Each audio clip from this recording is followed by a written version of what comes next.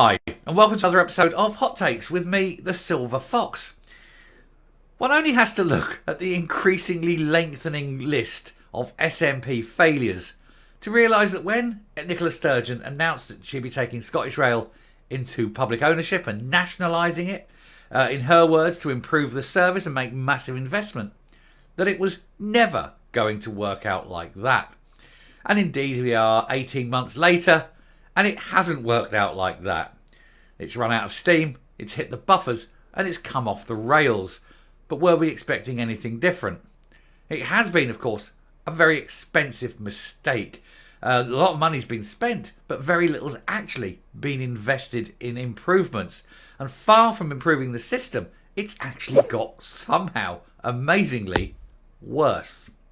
Well, we'll take a look at this to see why this particular policy announced by Nicola Sturgeon has once again failed to deliver and has been a bit DOA, like so many other of her policies.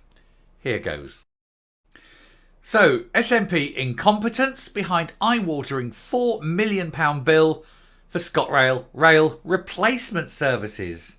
That's not even the investment they made in the system, that's just your replacement buses, because everything is falling apart. And of course they're saying it's incompetence. Well, who'd have thought that? Anyway, the Scottish Government nationalised ScotRail last April, with Nicola Sturgeon promising improved services. But she is again all talk, no action. Services have not improved. Scottish Labour have pointed out to a huge bill for rail replacement services as evidence that this has not happened.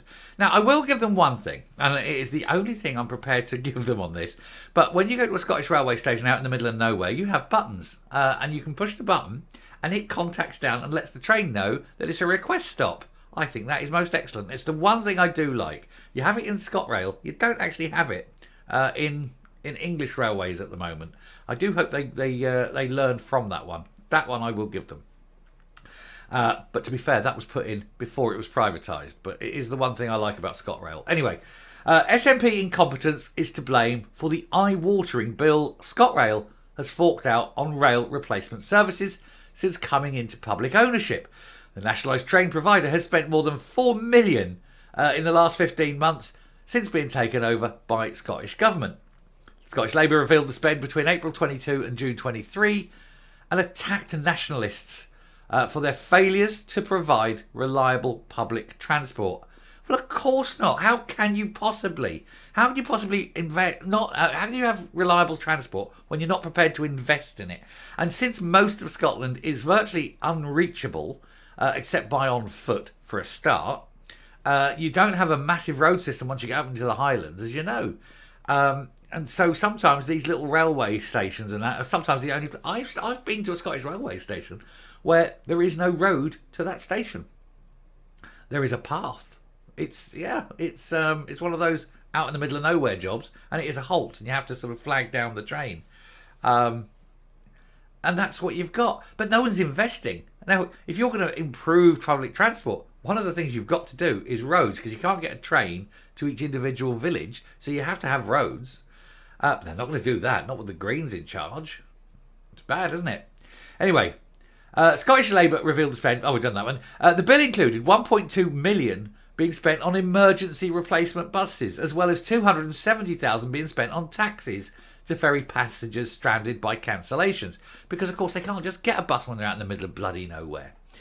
Almost £3 million was spent on the planned hire of buses due to engineering works. ScotRail was welcomed into public ownership in April 2022 by Nicola Sturgeon, who vowed that she would improve the services for Scots. Yet another broken promise from the tiny lady who breaks her promises. Scottish Labour has accused the SNP executive of completely wasting the opportunity to transform the country's railways since then, claiming it has delivered the same old SNP failure. We're all used to it. I mean, the moment she stood... There's a picture of her standing there giving the old press out, oh, we're going to take this in, we're going to own this, and blah, blah, blah. All a load of rubbish. Because they don't know... They couldn't run a whelk stall, never mind run a bloody railway service. Some 8-year-old kid with a Hornby set could do a better job than this. Public ownership should have been a chance to deliver a railway service that puts passengers' needs first. But instead, we're getting the same old SNP failure. Services have been plagued by cancellations and chaos, and passengers are paying eye-watering fares for the privilege. There must be urgent action to deliver reliable, affordable rail service Scotland deserves. They need to reduce the price. You go to somewhere like Switzerland. Now, I was in Geneva, and you have the tram system there. Now, the great thing is you have a bus station, and next to it the tram station. They are linked right in the centre of Geneva, and they are like literally next door to each other. And you come out the back end, and there's the main railway station. All three in a hub together. You come in from Geneva, back, or from wherever you're coming by the train you're in. You're immediately in the bus station or the tram station. The tram if you're going around here, the bus if you're going out there. It's all interlinked, and virtually every bus station has a tram station around it, all around Geneva. It is just fully integrated. And you know how cheap it is? It's horrendously cheap. It's frighteningly cheap. I can't remember the exact price, but it's something like 6 Swiss francs, I think it was, last time I was there. I was in Cern, and you go down onto this thing, and you have to get the bus out to Cern, but you get the what do you call it? The tram from where we were staying in the station. You go out to this next bus station. You go on the bus there and back, and the whole journey from the centre of Geneva up to Cern was 6 Swiss francs. Nothing. It's absolutely nothing. And that's a return ticket. If Switzerland can do it, why can't Scotland? It's because it's heavily subsidised. And Scotland's got enough money to subsidise it. If it stopped wanking money away everywhere, you could do it.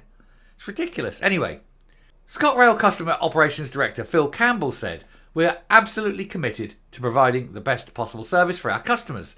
And there's been no better example of this than the efforts of the whole of Scotland's railway has made and continues to make this weekend to get the rail network back on track after all the worst rain since 1891. It was pretty bad. And I'm not saying that the people in it aren't working. I'm definitely not saying that.